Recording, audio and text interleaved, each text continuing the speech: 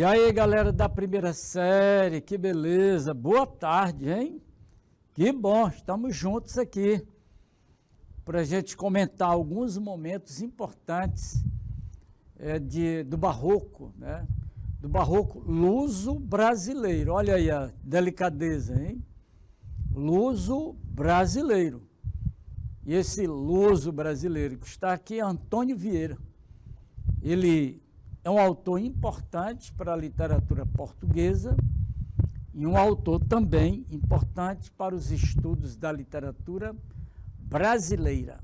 Antônio Vieira, genial, hein? Neste 8 de setembro, a oratória sacra, né? Sacra, religiosa, né? De Antônio Vieira.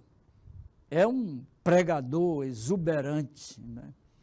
Um colosso de pregador, um orador brilhante, né?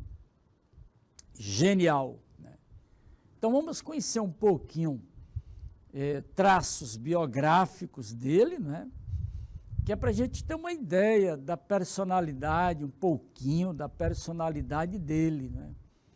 E aí vem o artista estupendo da palavra, e aí tem o homem de ação, da diplomacia, né? E então, vamos lá, hein? Aqui, literatura brasileira da era colonial, o Barroco, né? A oratória, o seiscentismo. O Barroco ele é conhecido também pela centena, né? O 1600, né? Então o seiscentismo. A oratória sacra, social, política, de Antônio Vieira. Bom demais, hein? Genial, maravilhoso, né? Antônio Vieira. Então, vamos conhecer a estrutura de um sermão, né? Como gênero textual, sermão, né? E a linguagem que carrega aspectos sociais, religiosos, e ele vai documentando o tempo dele, né? E aspectos literários. Se não tivesse aspecto literário, nós não estaríamos, né, conversando sobre isso aqui. Né? E aí, para isso, nós precisamos destacar sermões. Né? Beleza? Para a análise e compreensão textual. Né? E tem exercícios. Tá bom? Pois vamos lá. Bom, literatura portuguesa, porque ele é luso-brasileiro, hein? Não esqueça o detalhe. Nós ainda estamos na era clássica. Porque lá em Portugal são 3 eras. Né? A era medieval, que já foi estudada, né? A era clássica, que nós estamos dando continuidade. E na segunda série vem a era moderna, que é a partir do romantismo. Né? Então, nós estamos aqui na era clássica, no item 2, que o 1, né, é o classicismo em Portugal. E aqui é o barroco, né? E também chamado seiscentismo. Valeu? Que bom! Lá em Portugal, o seiscentismo, o barroco, ele começa bem aqui em 1580 e tem a vigência longa de mais de 150 anos, olha aí. Olha aí, 1756, quando um grupo de intelectuais funda a Arcádia Lusitana e começa o último tempo, né? O terceiro item da era clássica. Mas aqui no Barroco, lá em Portugal, tem 2 fatos históricos, né, ruins para Portugal. Né? Em 580 ocorre a União Ibérica. Né? E depois, no mesmo ano, né, a morte de Camões. Então, 580 foi algo assim muito ruim para Portugal. Né? Portugal é anexado à Espanha, né? É o domínio espanhol. Está bem aqui, galera, ó, 1580, Esse domínio espanhol vai até 1640. São 60 anos, né? Mas e as consequências? É isso que nós vamos chamar a atenção. Portugal viveu uma crise de identidade terrível, né? Parecida com a nossa, quando da independência. E nesses 200 anos nós estamos construindo a nossa identidade.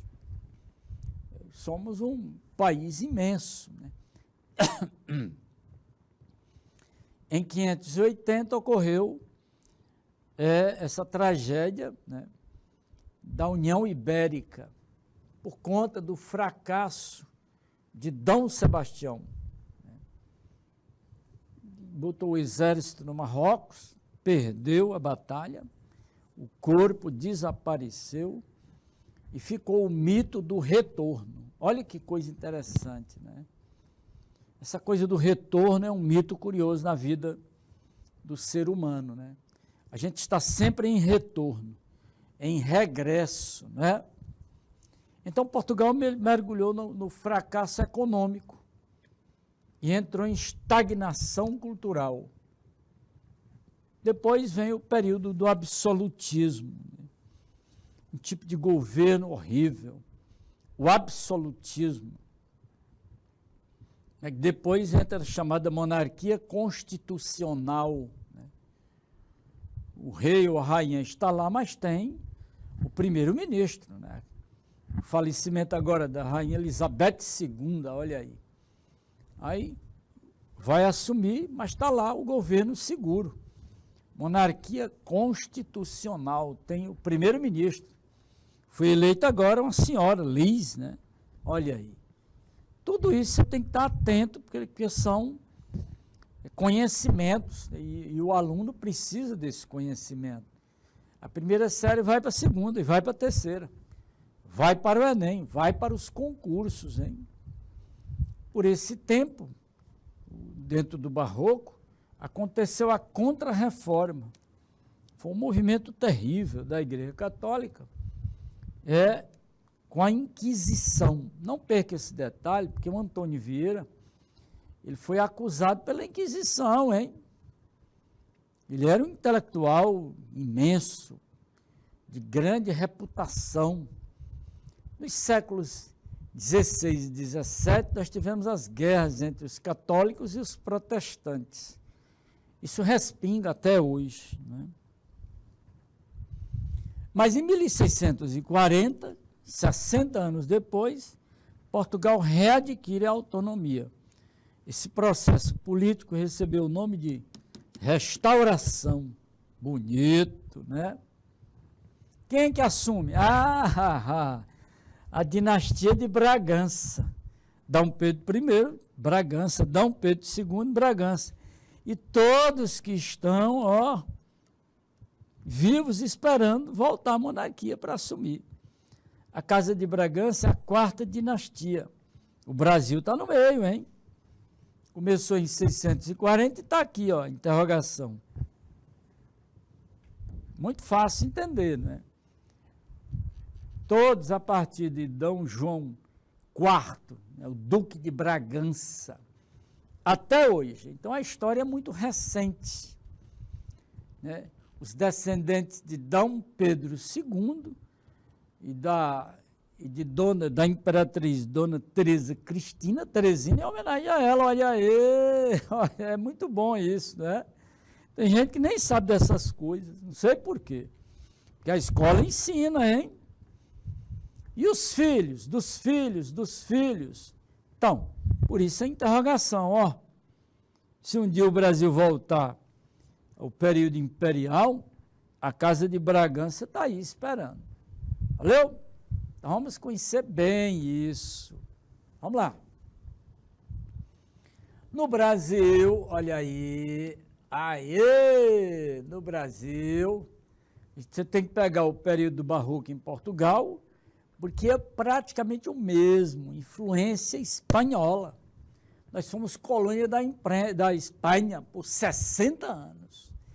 Está aqui o Barroco, seiscentismo. No Brasil, de 1601, a 1768, quando as ideias, né, iluministas começam a ferver.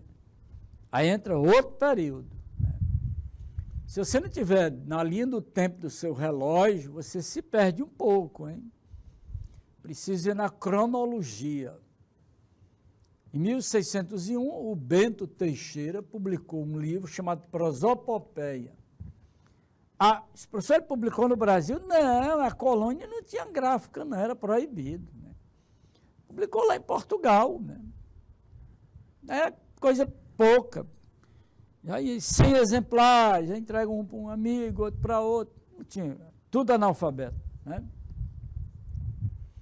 E aí, em 1768, o Cláudio Inconfidente, né, publica obras poéticas. Olha aí começa o arcadismo. Né? E aquele mito do retorno continua. Até hoje, esse mito está lá em Portugal e no Brasil, vez por outra, alguém se manifesta com esse mito. Né? Canudos, Antônio Conselheiro pregava o retorno de D. Sebastião. Aí um dia desses fizeram uma entrevista com uma senhorinha de quase 100 anos no interior do Maranhão, nos lençóis maranhenses. Ele olhando para o mar disse assim, pois é, este mar de D. Sebastião, olha, achei maravilhoso. E aí, em 640, a restauração, dinastia de Bragança, Portugal recupera a autonomia, mas é um período perigoso. É o período das invasões holandesas no Brasil. Epa! Os holandeses tentaram invadir no Maranhão, Bahia, Rio de Janeiro, Pernambuco. Lá em Pernambuco ficaram 30 anos, olha aí. Né? E ainda cobraram uma grande dívida dos portugueses, né? Por causa do açúcar. Mas e o que é que eles foram fazer no Rio de Janeiro? Tentaram, assim como os franceses também. Né? Os franceses também tentaram no Rio de Janeiro, com a França Antártica, e tentaram no Maranhão. França equinocial. Né? Cuidado com as aulas de história. O campo da história é um campo de bons conhecimentos que ajuda a gente a compreender o contexto. Né? Os holandeses invadiram o Rio de Janeiro, mas não passaram da praia. Né? Os portugueses expulsaram, né, os holandeses. Né? Mas a praia ficou com um nome muito curioso. Praia do Flamengo. Olha aí, o Flamengão aí está em tudo, hein? Os holandeses eram chamados pelos portugueses Flamengos. Né? Então, na praia do Rio de Janeiro, né, os portugueses expulsaram os flamengos e aquela praia ficou muito famosa, Praia do Flamengo. Está aí, o Flamengo indo para final, né, as finais, o final, não entendo muito bem do futebol, dos campeonatos. Do final do campeonato da Taça Libertadores, né? Tá certo aí, meu intérprete de Libras, né? Beleza. Então, Praia do Flamengo. E o Brasil Colônia? Ei, século XVII, olha o auge aqui, ó. Exportação do açúcar. Meus amores, aqui o bicho pegou. E a Bahia é o centro econômico, social e político da colônia. Né? Os centros urbanos estão aí. Da colônia, Bahia e Recife. Epa! E a Contra-Reforma arrochando, hein? A Contra-Reforma tornou-se um monopólio, um monopólio dos jesuítas. Aí! Olha, é bom a gente fazer esse passeio aqui pelo campo da história. Porque aí vocês aí da primeira série têm mais segurança. Né? Claro que tinha muita censura, né? censura eclesiástica, censura de todo jeito, muito preconceito, as classes se digladiando. Mas o século XVII foi um século bom no avanço científico, né? Teve muito avanço nesse sentido. Valeu aí, primeirão? Tá aqui. E a Inquisição arrochando todo mundo, né? E os regimes absolutistas respingam no Brasil. O Tribunal do Santo Ofício, ainda hoje tem esse tribunal, hein? Esse tribunal acusava, torturava, prendia, matava, fazia de tudo, né? Repressão e censura, né? Tribunal do Santo Ofício. E o Antônio Vieira, no meio desta história, Antônio Vieira fez coisa na colônia, né? Viveu 90 anos, praticamente. Então, teve muito tempo, hein? Mas ele denunciou os maus tratos. A coisa que mais chamou a atenção, ele denunciou os maus tratos de índios e negros. Opa! Olha aí, por conta disso, ele foi denunciado lá em Portugal. Os fazendeiros aqui do Maranhão foram denunciá-lo lá. E aí o bicho pegou. O bicho pegou e a Inquisição prendeu o Antônio Vieira. Tornozeleira nele. Ficou em prisão domiciliar muitos anos. Ele era um jesuíta, imagine, né? Mas a pergunta é, por que não matou? Porque ele era uma superinteligência. Os argumentos, né? Ele atemorizou, né, o tribunal de tal maneira que eles ficaram com medo de matar Antônio Vieira. Mas foi preso, hein? Passou muito tempo preso lá em Coimbra, né? Sofreu tortura também, e censura. Mas ele era poderoso na oratória. Ele foi o advogado dele mesmo, né? E o bicho pegou, hein?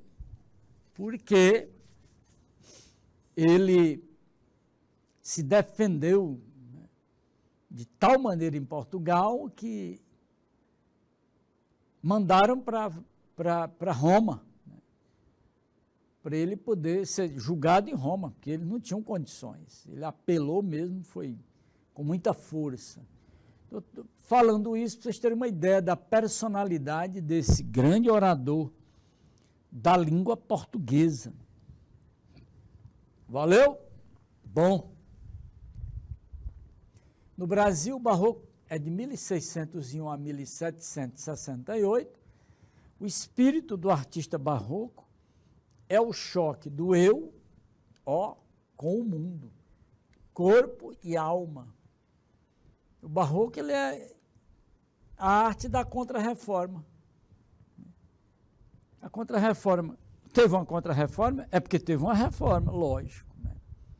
Então, o que aconteceu? Essa instabilidade religiosa provocada pela contra-reforma criou esse conflito íntimo, né? Subjetivo, íntimo do artista, do homem barroco. Do homem que eu me refiro não é a massa, a população, mas o artista, né? Ficou dividido, vivendo esse conflito. O barroco é a arte do conflito, hein? Olha aí. Esse conflito é exatamente o eu em choque com o mundo, o corpo em choque com a alma e vice-versa. Olha, primeirão, isso é complicado, hein? E como é que eles expressaram isso na linguagem? Aí é que está o segredo da literatura barroca. Exatamente esse choque, esses opostos que são constantes na linguagem barroca. É o conflito, né? 3 palavras para ajudar. Dualismo, do grego, ó. Corpo, alma, eu, mundo. É a antítese. Bi, do latim, 2 em choque.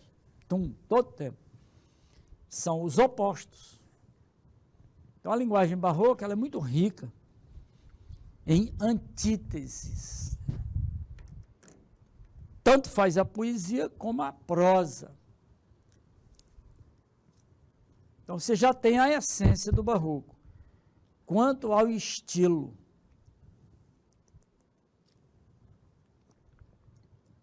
você tem o cultismo, que é o jogo de palavras, né?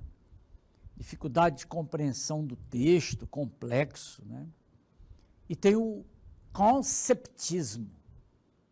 A palavra já ajuda, se refere às ideias, conceitos, né? É persuasão, é argumentação. Mas eu botei duas palavras entre parênteses, né? No cultismo, tem a palavra gongorismo, influência espanhola.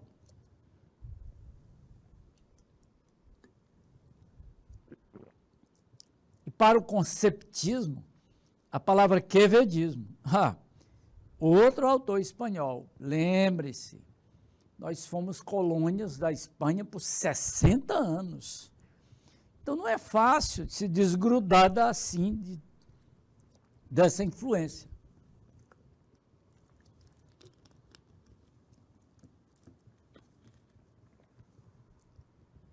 Explicando melhor? Ó, aqui, olha aí.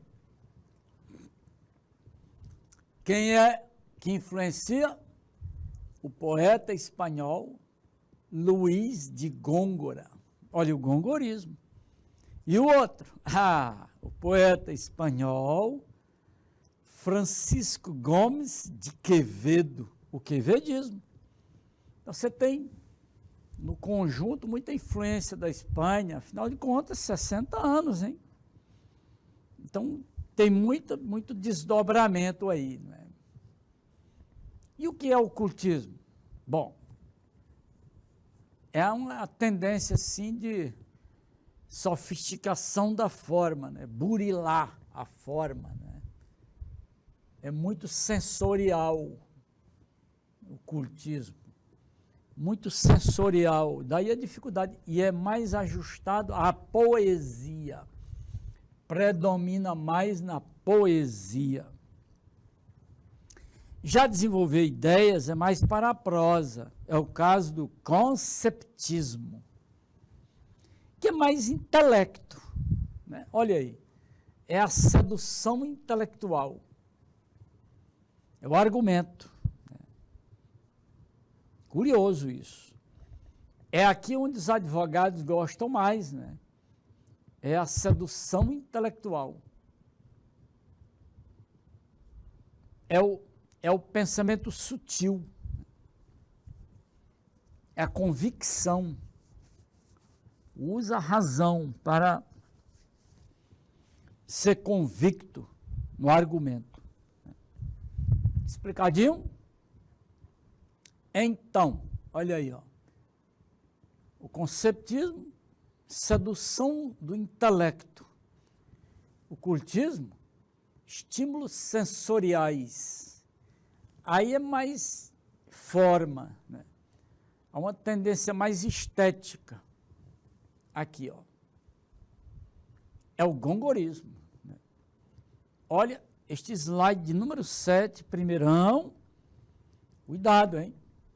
Vai nos ajudar nas próximas aulas e respinga até o modernismo, passando pelos conteúdos da segunda série, que vocês vão prosseguir no próximo ano. Não está tão distante. Ok? Bom demais, hein?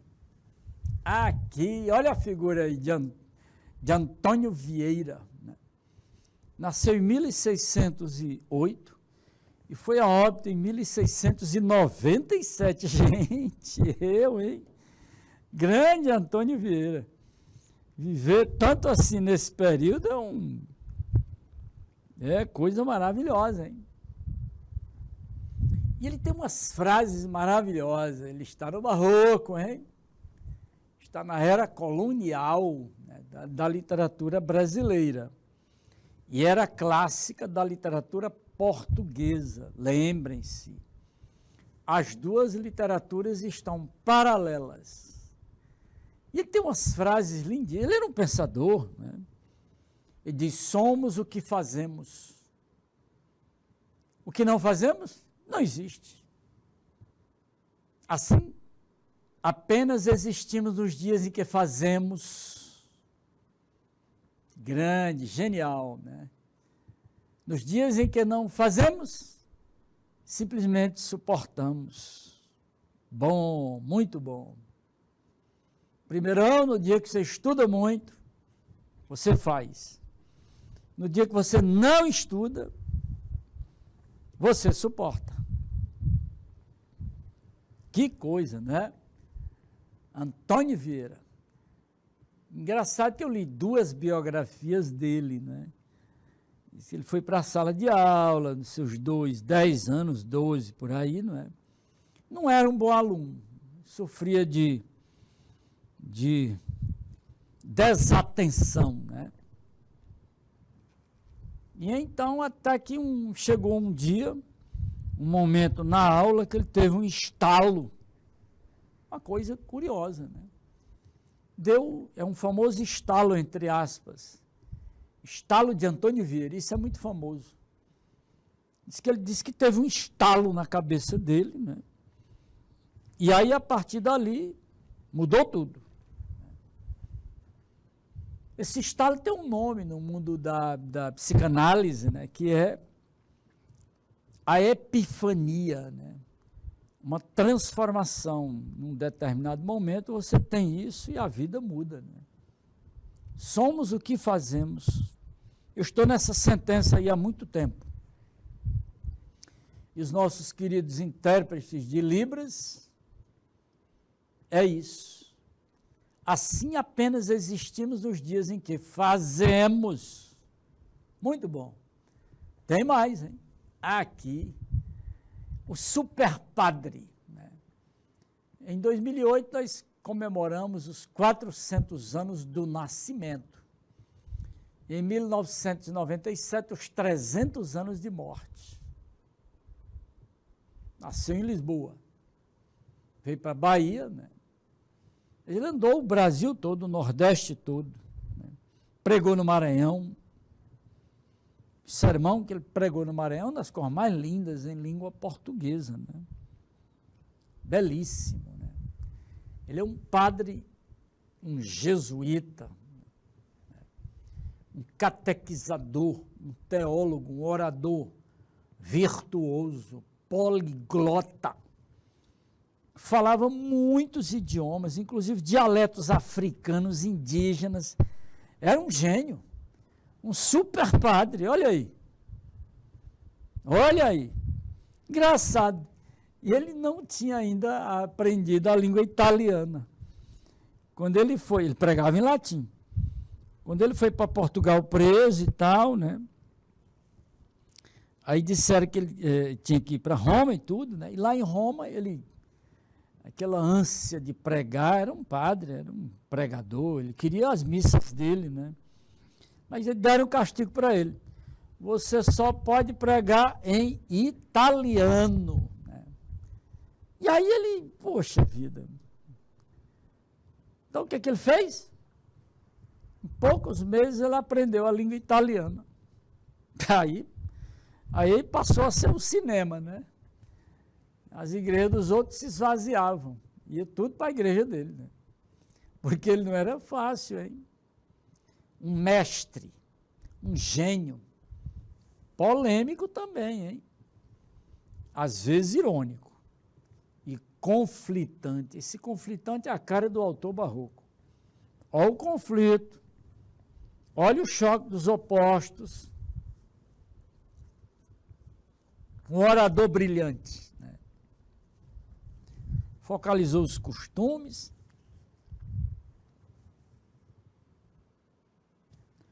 mexeu com a economia,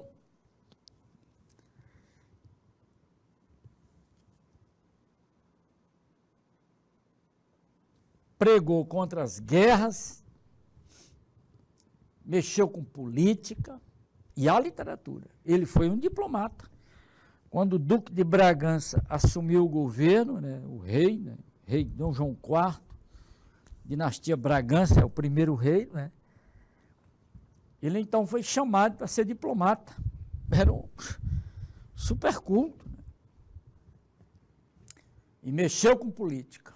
Andou pela Europa toda. Né, era uma pessoa que onde ia era um o que a gente pode chamar? Um top, né? Um pop.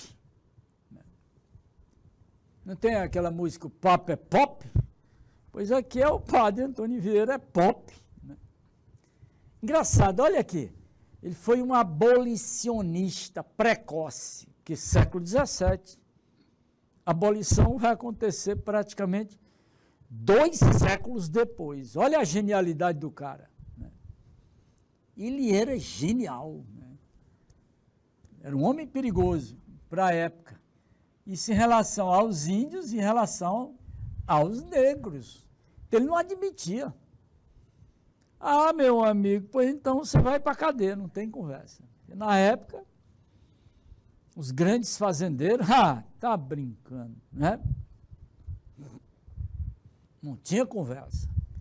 Ele foi um diplomata, homem da restauração e de negócios. Bom, a questão da prisão está aí. Hein? E ele era um visionário, ele, na cabeça dele, Portugal era o 5º império. Quem conhece um pouquinho a Bíblia, está lá o 5º império, lá em Daniel. Né? Na cabeça dele, Portugal era o 5º império. E ele alimentava um mito sebastianista do retorno. Latim, desconheço. Alguém mais que dominasse tanto a língua latina quanto ele. Né? Além de latinista, ele era um erudito. O que é uma pessoa erudita? Dotada de muitos conhecimentos e domínio de várias línguas. É o que se chama erudito. Na verdade, ele era um mago, né, da palavra. Bonito isso aqui. Estupendo. É tanto que Fernando Pessoa, imagine, quem, né? Quem? Fernando Pessoa. Fernando Pessoa o chamou de imperador da língua. Esse elogio aqui, paciência. A primeira série precisa dominar o que é possível do barroco, porque as consequências são até hoje, tá bom? Vocabulário muito rico, né? Amigo e conselheiro de Dom João IV, Duque de Bragança. Quando ela assume o governo, como rei, né?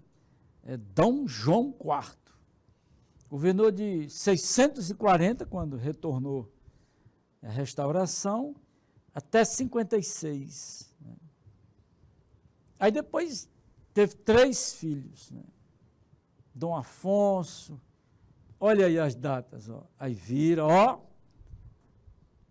Terceiro filho, Dom Pedro II. Cuidado, não é agora mais próximo, né?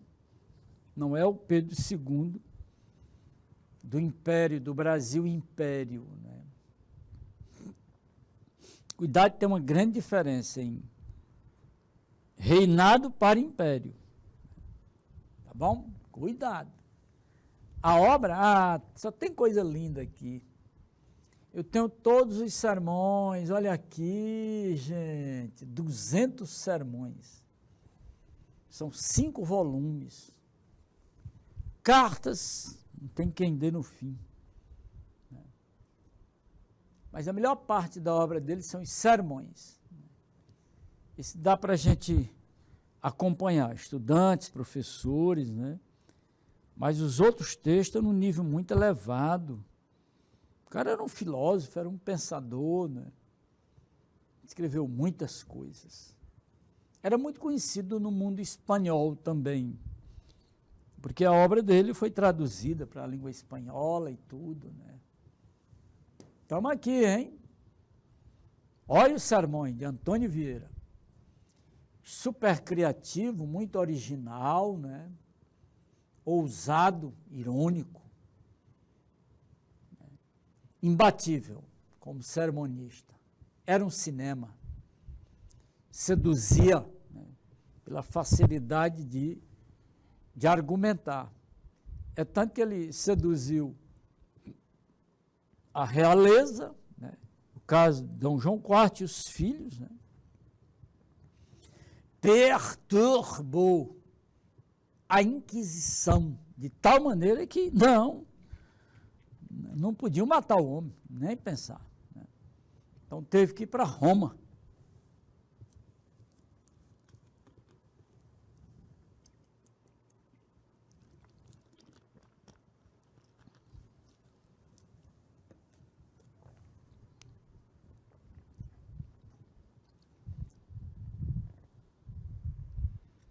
Lá tinha com ele mesmo. Toda citação que ele principia num texto vem em latim. Então, os recursos que ele usava, muita argumentação sutil, né? O método parenético de perguntar e ele mesmo responder. Ele se dirigia diretamente, perguntando e respondendo. Perfeito. Estilo e estrutura. Sermões. A gente pensa que sermão é só ir no púlpito, na igreja e proferir. Não, sermão aqui é escrito, é coisa de 10, 15 páginas. Você imagina 200 sermões? Você vai passar algum tempo lendo, hein? Vai. E eu trouxe vários textos, né? Esse sermão do bom ladrão, eu acho isso muito curioso. Bom ladrão, olha, que ironia, né? É um texto magnífico, né? Onde ele compara dois tipos de ladrões. Olha, primeirão, é super atualizado isso aqui, viu? Parece que foi escrito agora. Não só são ladrões, diz o santo, é que ele citou um santo famoso, né, anterior no texto, né, os que cortam bolsas, ou espreitam os que se vão banhar para lhe escolher a roupa. Isso aí é um ladrãozinho, né? Os ladrões que mais própria e dignamente merece este título são aqueles a quem os reis encomendam, né? Os exércitos e legiões, ou o governo das províncias, ou a administração das cidades, os quais já com manha, já com força, roubam. Cuidado com a pronúncia deste verbo. Muito aluno, né, pessoa de boa qualidade intelectual, pronuncia o verbo de uma maneira muito estranha. Roubam, não pode. Na hora de escrever, vai dar onde analfabeto, hein? Olha a pronúncia, roubam. Fica melhor, tem o U, hein? Roubam e despojam os povos. Lindo isso. Então, você está vendo que tem dois tipos de ladrão aqui. Tem o ladrão comum, simples, e o ladrão bem graduado, hein? Os outros ladrões, são os simples, né, roubam um homem. Estes são os mais próximos, né? Os graduados, estes roubam cidades e reinos. Os outros são ladrõezinhos, né? Vou botar numa cor diferente aqui, porque aqui vem uma pancada, né? Os outros furtam debaixo do seu risco. Estes, sem temor nem perigo. Os outros se furtam. Os outros são ladrõezinhos, são enforcados. Estes são os grandes ladrões. Furtam e enforcam. Ai! Antônio Vieira, gênio. Olha, galera, não é fácil, hein? É um gigante. Né? Tem uma questão aqui para nós, né? Antônio Vieira, estudado na literatura portuguesa e brasileira. Ele é luso-brasileiro. Maravilha. Né? A retórica dele é uma retórica impressionante. Ele não só atendia a colônia, no caso o Brasil, né, como a metrópole, Portugal. Letra A, responde bem demais. Né? Tá aí, primeirão. Que beleza. Excelente, né? Antônio Vieira, a oratória sacra, política, diplomática, social, né? Lembre-se que ele é um abolicionista precoce. É o período do Zumbi, hein? Do Quilombo famoso, né? Foi exatamente nesse período. Aliás, ele falece 2 anos depois de Zumbi. Zumbi é assassinado em 695 e ele faleceu em 697. Prontinho. Fechou legal, hein? Cuidado, vamos cruzar os conhecimentos para poder a gente dominar melhor a história, né? E combinar isso com um outro campo de conhecimento, que é a literatura. Tem mais. Olha aí no gabinete dele aí, uma suposta arte do que era ele. Né? Ele está aqui com o solidel aqui na cabeça dele, né? Aquele quipá dos judeus. Né? Isso é uma herança dos judeus. Né? Borrachinha aqui, opa. Antônio Vieira, gênio. Não há amor que mais facilmente perdoe e mais benignamente interprete e dissimule defeitos que o amor de pai. Ai, ai, ai, que beleza. Lindo. Lindo, nossa. O amor de pai. Um pai tem amor, lógico, né? Aí. Um amor mais facilmente, que perdoe mais fácil e tão benigno para dissimular os defeitos. O amor de pai é isso, né? Dissimula os defeitos e perdoa fácil. Vamos lá? Haha, tá aí, hein? Olha aí, galera. Mais outra, hein? O melhor modo de pedir é agradecer. Aqui tem um fragmento no sermão muito famoso, que é o da 60ª, né? Em que ele vai mostrar uma coisa muito interessante. Ele vai procurar o que é que falha, né? O que é que acontece? O pregador, olha aí, ó, concorre com o espelho, que é a doutrina. Deus concorre com a luz, que é a graça. O homem, ó.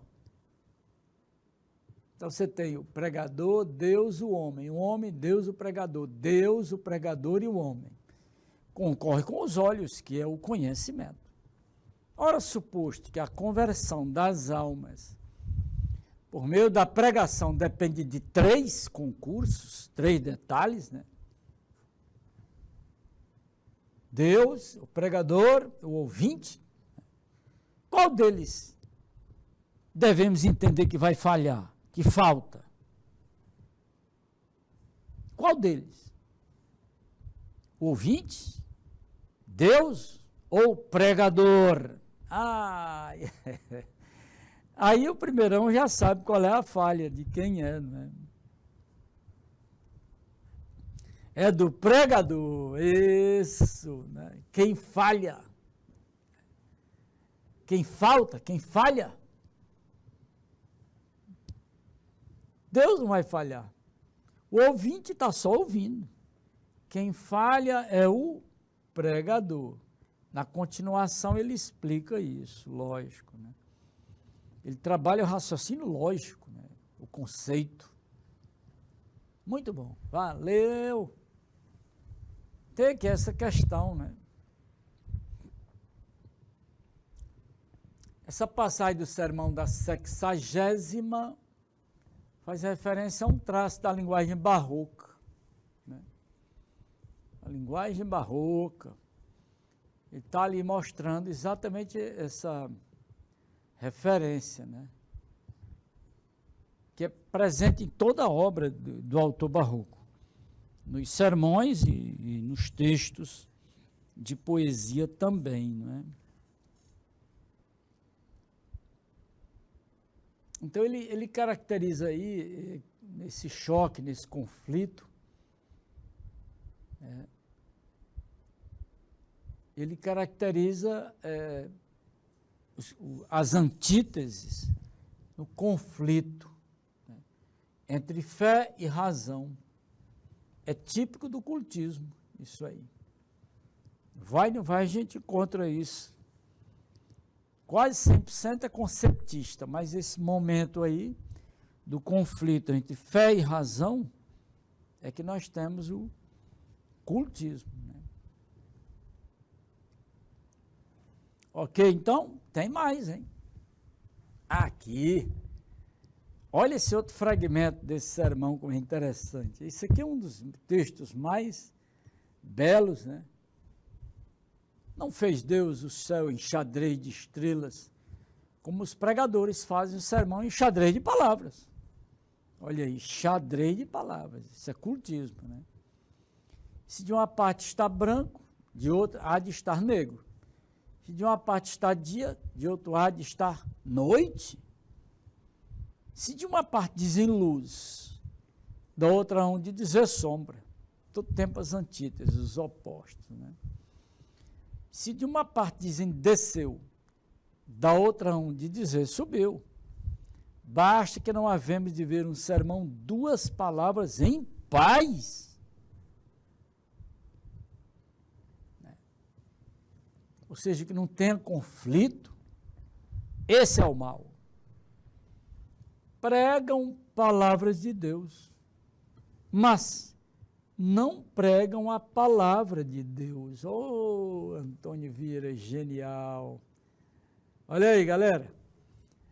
Pregam palavras com P minúsculo aqui, ó.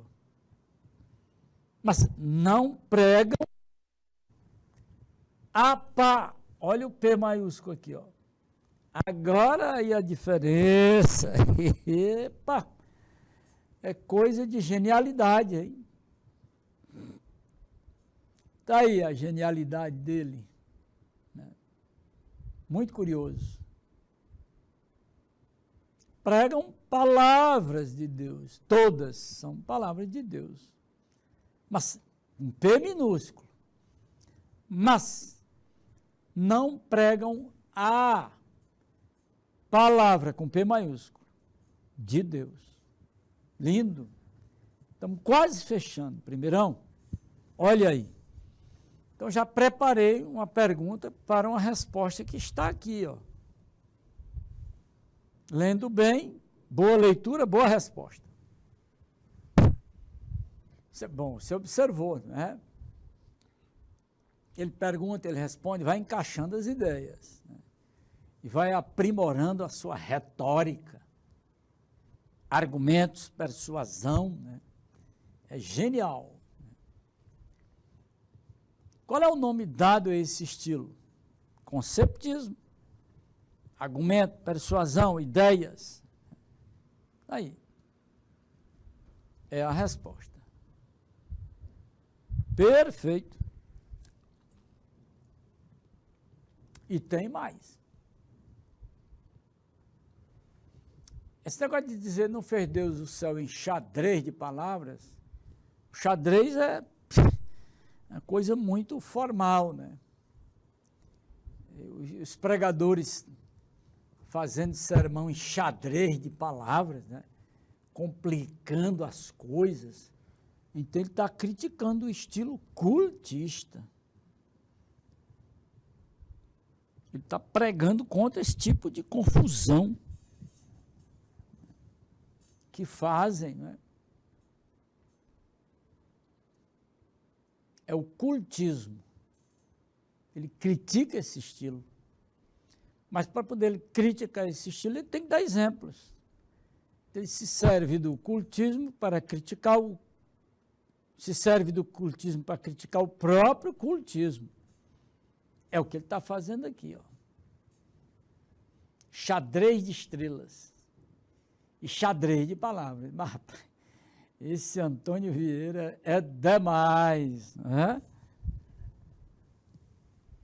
Tem mais, olha aí, olha as palavras agora, né? Ele critica o jogo de palavras. Mas no final ele faz o jogo da palavra com P minúsculo, né? E maiúsculo.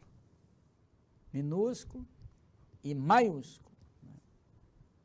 Então você já sabe a resposta, já percebeu o sentido, né? Quando ele usa com P minúsculo, são todas as palavras aí, né? Não tem distinção. Mas quando ele usa com P maiúsculo, aí você tem a resposta. E a resposta é muito clara aqui na letra C, né? É a Bíblia. E palavras com P minúsculo são todas as palavras, né? Perfeito. Primeirão, estamos aqui nos aproximando, olha aí, né, da nossa aula, do finalzinho do nosso encontro. Então, olha, precisamos conhecer bem, né, o barroco, para a gente poder avançar no próximo ano, porque o estilo barroco ele tem consequências até os dias atuais, né? E então, de todos, esse aqui é o mais espetacular. Eles mandam, lindo, ó, eles mandam e vós servis. Eita, esse sermão é perigoso. Ele pregou, ó, na Bahia, para uma irmandade de negros, né? Século XVII.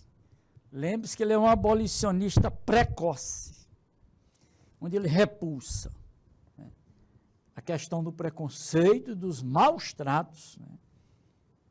É isso. Eles mandam e vós servis. Eles dormem e vós velais. Eles descansam e vós trabalhais. Eles gozam o fruto de vossos trabalhos. E o que vós escolheis deles é um trabalho sobre outro. Não há trabalhos mais doces. Opa! Século XVII, galera, ó.